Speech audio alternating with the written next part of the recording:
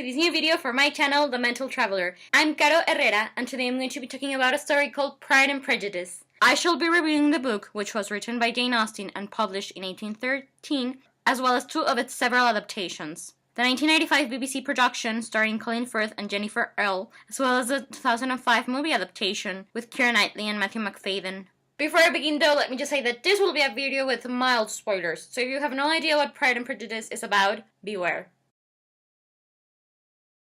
Set in the English countryside during the Regency era, this is a story of the Bennet family, which comprises of a father and mother and their 5 daughters. It follows the lives of young women and girls back in this time period, and it particularly focuses on the second daughter, Elizabeth Bennet, and in how her relationship with Mr. Darcy, a rich noble acquaintance, changes with time. At the start, for different factors, they don't hit it off that well, and it's not surprising that the author initially thought of naming the novel First Impressions. The protagonists' first impressions of each other are far from favorable, but then a lot of things happen that make them realize that to be prideful and not to let go of your prejudices, opening the way for them to fall in love.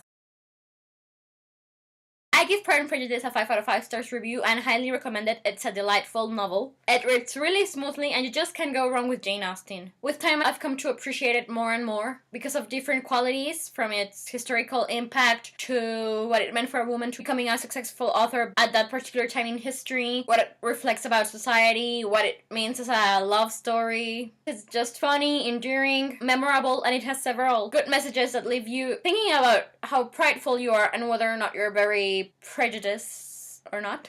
I'm aware that a lot of things have been said about Pride and Prejudice, Jane Austen's most famous work, and while I really do find it entertaining, I just can't connect with it the way I do with Sense and Sensibility. But they are both really wonderful English classics. As to the adaptation that I mentioned that I was going to review, I've seen the 1985 adaptations 2 times. It's very, very popular, and I think the main actors give wonderful performances. Colin Firth is such a handsome Mr. Darcy, particularly of course during that bathing scene, and I wouldn't be surprised if it's one of the most celebrated BBC productions ever. Regarding the 2005 movie, I prefer it to the series, not only because it was my introduction to the story, but because I think they did a great job of adapting the novel into film format. It didn't feel like it made it lose its essence, and in the end, it's an adaptation with gorgeous cinematography, great performances, lovely costumes, it's funny, it's romantic, and I just love it.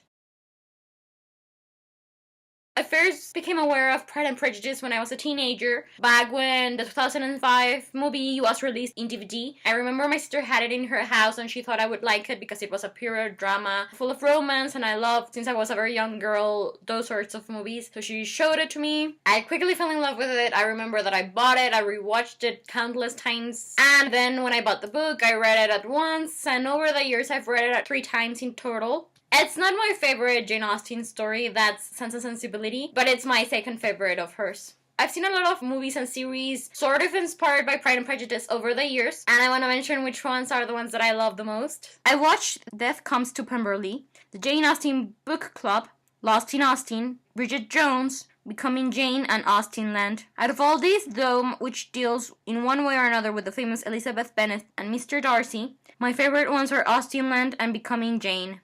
I also want to watch one day 2 more of its adaptations, the one with Peter Cushing and the ones with Sir Laurence Olivier, particularly the latter because Olivier is one of the greatest actors who ever lived and it'd be cool to see his take on Mr. Darcy. Plus, I love old Hollywood films and this one fits the bill. There's also a book film called Pride and Prejudice and Sunbeams, and I have no intentions of ever watching that. Still, it's a pity because I think it has a perfect cast and it would have been so cool to see it if only they hadn't included the zombies, because that's just not my thing. Anyways, being an Anglophile and a bibliophile, I know that Pride and Prejudice is like one of the most, if not the most, English classic out there. And I always intended to review it in my channel, but what really motivated me to finally do so was that I watched a panel on YouTube where scholars compared the works of Jane Austen with Wuthering Heights by Emily Bronte, and famous actors recreated scenes from all of these works. So yeah, it made me want to reread the book and pay attention to the things that they were mentioning. For example, Austen's talent at writing dialogue and wit. Anyways, for the moment I believe this is all I have to say about Pride and Prejudice. Please let me know if you enjoyed it or not, and share your own thoughts of Pride and Prejudice with me because I would love to talk about this story with you. In the description box below you can find a link to the book's Goodreads page, as well as a link to the 1985 IMDB page and the one for the 2005 movie. Anyways, I'm Caro Herrera, the Mental Traveler, and I hope you have a wonderful day wherever you are in the world. I'll be seeing you soon. Goodbye.